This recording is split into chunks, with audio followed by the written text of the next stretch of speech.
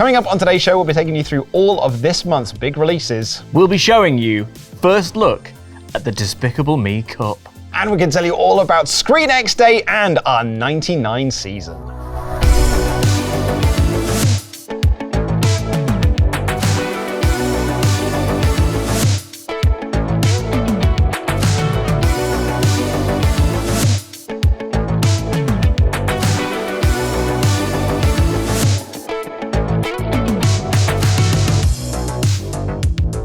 Welcome to What's On at Cineworld Cinemas. I'm Luke Owen. And I'm Dan Layton. And we are here at the O2, the Cineworld Cinema at the O2 to talk about the big movie releases of July 2024. There's loads of them. There are. We've got Twisters, got Despicable Me 4, we have indeed. And the one that I'm really excited for, Deadpool and Wolverine. Do you know what I'm excited for? What's that? The aircon. It is warm outside. Yeah, it's right. The sunshine is out. I say we should go and sit in the dark and watch the movie. That's a good idea. I'm going to get some snacks first. Great.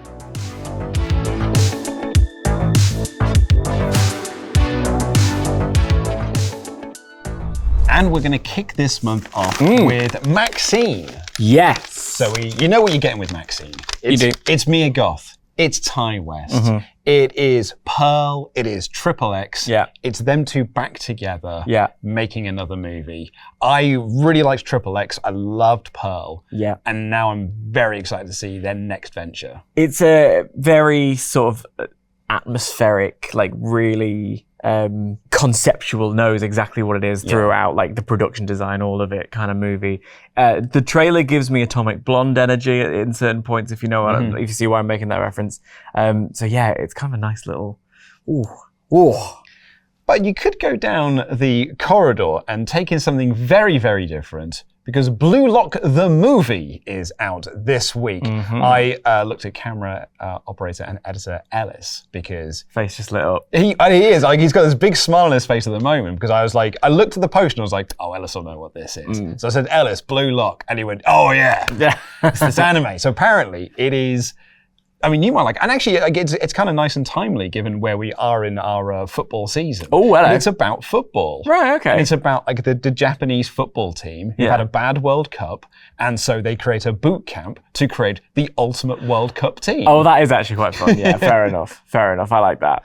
So if that's your sort of bag, I mean, give it I'm a go. imagining a ball being kicked and like sort of lightning, explosive, like whoa, like those, you know, those shots where like it's still, but then the background is moving. I don't know. Like it sounds like fun. This is very much Ellis's bag, but I'm going to give it a go. The following week after that, though, sticking in the animated realm, Despicable Me is back on the big screen for a 4th outing, but I think this is like, is it the 6th movie? It's the 4th Despicable Me. Yeah. But obviously we have since had Minions. Minions did do like a lot. Like that had a really good box office return. It's when I think about Minions, part of the reason I think that they connected so much is because it's silent movie stuff. It like goes right the way back to like Buster Keaton and how it's universal in the comedy. It's a funny voice. It's funny action. They say bottom. And they say bottom, and bottom is funny in whatever language. Yeah. So it's I've got a lot of time for the Minions. And I can tell you how much time you got for the Minions, because over the last couple of episodes, we've been showing you off like the cups that we do here at Cineworld, and like the cup toppers and stuff.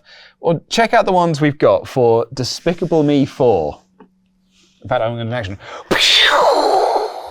Look, the little lad's flying. Yeah. When you place it down, his feet are off the ground. His feet hover. That is actually it's a feat of engineering. It is. Look at this! Look at this thing. This is a cup. You can have a drink out of this. A little straw in the back there. Yeah. I think that's fantastic. Also, it's good to have something to cuddle. Yeah. During the film. Being about the curtain somewhat, when we got handed this, the lady here said, "Are you going to give this back at the end?"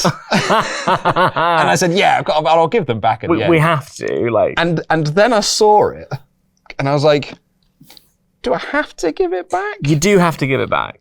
Do I though? Do I not get any perks? You can try and slip it under your shirt, but I don't know that it'll be. It's fairly obvious what's going on. I think I can't get away with that. Not quite. His little head will poke out over the top. Anyway, these are awesome. It's a fun little concept. It's a fun film series. It's fun for all the family, and you can go bananas for. Nice. You can go bananas for Despicable Me 4 by getting our online gift set. It's £15, and you get with that one 2D adult ticket and 1 2D child ticket. Lovely. What a nice little day out. It's a lovely little day out, isn't it? You go off together, do the movie. And if you don't fancy it in 2D, it's available in lots of other properties as well, including 4DX. Yep. A movie that you have seen that's also out in the same week, so if you don't fancy going to see Bottoms, you can go see something else. You can go see Fly Me to... Moon! Bottoms. You can go see Fly Me to the Moon. It's got nothing to do with that. Scarlett Johansson and Channing Tatum. Yes, it is a film about the mission that sent man to the moon and how, because of various things that were going on in the sort of socio-political climate at the time, interest in the space race was waning. Waning a word? Waning? Yeah, waning, dwindling. Dwindling. That's where I was just doing it. Guy called Dwayne. Having a bad time. But yeah, so interest in the space race is sort of waning. So they go and speak to Scarlett Johansson, who is a sort of marketing PR expert slash shady, maybe perhaps con person kind of thing. And they're like, the government essentially is like, we need you to hype up NASA. And she goes there and she sort of butts heads with Channing Tatum, who is leading the mission to send man to the moon. A period piece. It's very, very 60s in its style, in the costuming and the design. It's also in the way the movie's made. It's got elements of the screwball comedies of the time kind of thing. So yeah, it's a nice little rom-com. But if you go further down the corridor, if you don't want to take in animation or a little rom-com starring two of the world's most beautiful people, Yeah, they are. you could go a little bit further down, take a slight little right, and go see a horror movie in a violent nature. You're still pushing me to do this, aren't you? Of course I am. And there's a few this month. And this one is about the rotting corpse being reanimated and looking to reenact some vengeance. Yeah. When we were reading about this movie before we started filming, you just read out the synopsis and the premise and just went, that's rad. It's rad! Sometimes it's a movie is just so connected to your interests. Well, the rotting corpse, reanimated. It's got Luke Owen written all over it. Well, I've got the same thing with our other release for this week. What a packed week this is, by the way. Because Longlegs is also out, which stars Nicolas Cage, which is, always exciting. But exciting for me because I've been a big fan of her work for many years, and I don't think she's ever gotten the opportunities that I truly think she deserves. It's Mika Monroe, who was in It Follows and The Guest. And she was in the Independence Day sequel that they did as well. Yeah. And I'm glad to see her back on the big screen getting a big movie like this, particularly starring alongside Nicolas Cage. He's got a lot of cachet as Nicolas Cage, and some of the choices that he's made over the past sort of couple of years have been super interesting. Yeah. This one is like horror, thriller. There's an occult element to it. When I read about it and look at the material, it's got Seven energy. Do you know what I mean? It's kind of got that kind of mystery unfolding that gets more twisted the deeper you get into it, kind of thing. So yeah, the poster for it in the corridor. You got very excited. I did, yeah, as well, because one of the reviews for it said it's the scariest movie of the decade. So really looking forward to that. The following week, why not go and see a sequel to a 90s classic? We're having a bit of a 90s nostalgia boom at the moment. Oh, we'll talk about that in a minute. We will do as well, yeah, when we get to 90s season. But Twisters is on the big screen. I love the original Twister movie. Yeah. It's so great. I love the theme park attraction that they had based around it. When the movie came out, it was kind of this sort of like groundbreaking CGI spectacle. And I'm really excited to see that kind of again, but now with sort of more modern and updated special effects. Yeah, Kylie Minogue spinning around is in my head as we talk about this film. I think Daisy Edgar Jones is in this movie, which is, she's a fantastic actress. So yeah, I don't have that same level of fondness for the original. So it's one of those where they bring a property back and it can bring a whole new audience to it, which is quite fun. Also, weather-based films are a weird genre that I quite like. Right? Yeah. It's weird, Day isn't After it? Tomorrow is one of my favorites. Yeah. I like weather. Into the Storm, which came out about 10 years ago. Yeah, really good stuff. A very different change of pace, though, is Thelma. Yeah, I'm into this. I'm well into this. This is the story of a sweet old grandma, June Squibb, who gets scammed over the phone into thinking that it was her grandson that she was helping out. Yeah. And it's a classic story. Upon finding out that she's been scammed, travels the country looking for her revenge. Great. The sort of main promotional image of this film that I have seen is her on her scooter. Yes. And it looks hilarious. Yeah. Like one of those kind of movies where it's like just sort of a little bit of every bit of sort of comedy serious. I'm into it. It kind of reminds me a little bit, I think the tone is going to be similar to Wicked Little Letters. That's what I was grasping for. Something along those lines where there's like a twisted element to the comedy. The week after that, the comic book movie is back on the big screen as Deadpool gets his third outing, and this time he is taking on a returning huge jacked man, Hugh Jackman, as Wolverine. He keeps telling me he's going to stop. Yeah, I know, right? Like he did Logan and he was like, that's it. Yeah. I'm done, mate. I don't need to do any more of these movies. And then he just sort of keeps... Is that Hugh Jackman? I think it was pretty... Well, if I was doing my Hugh Jackman, I would do him from The Greatest Showman, where he mumbles all of the... I do him from Les Mis, where everything is vibrato. Everything. I can't do him from Les Mis, because I just think of Russell Crowe. Go, Prisoner 24601! I liked Russell Crowe in that movie. But...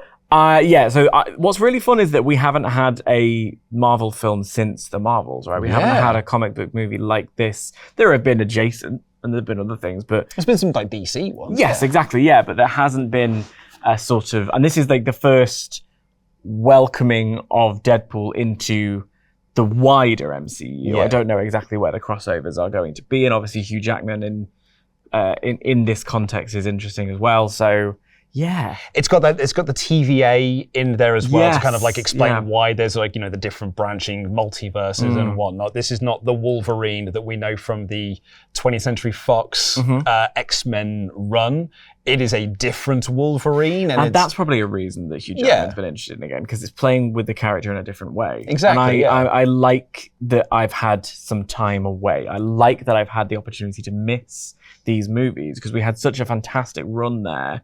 And then it's nice to take a break and then come back with something completely fresh. And these two have wanted to do this movie for a while. So like, it's great to go and watch a movie where you can see that the actors are really super enjoying themselves and like super into it. Yeah. But if comic books are not your bag, baby, then why not take the family to go see Noah's Ark, a fun little animated movie. About Noah's Ark. Starring your man from Lost. Chap from Lost, the character Paolo. Any Lost fans, any Losties out there will remember Nicky and Paolo. And Paolo's in it. Paolo's doing one of the voices. So there you go. We also have the National Theatre Live's presentation of Present Laughter, which is on Thursday the 18th and Sunday the 21st. And we have the National Theatre Live's performance of Nagi on Thursday the 30th. But we've also got coming up soon ScreenX Day. Massive, and in a very literal sense, because there is a massive 3 screens around you. Dan, tell us about ScreenX. 270-degree field of vision. So you have the movie projected in front of you, and then either side of you are 2 screens on the walls, and there is a projection there as well. The film has been widened. You've got Migration. You've got Dune Part 2. You've got Top Gun Maverick. The Meg. And you've got the Meg. These are massive scale. What's the Meg 2, isn't it? It is, yeah. Bigger. Massive scale movies.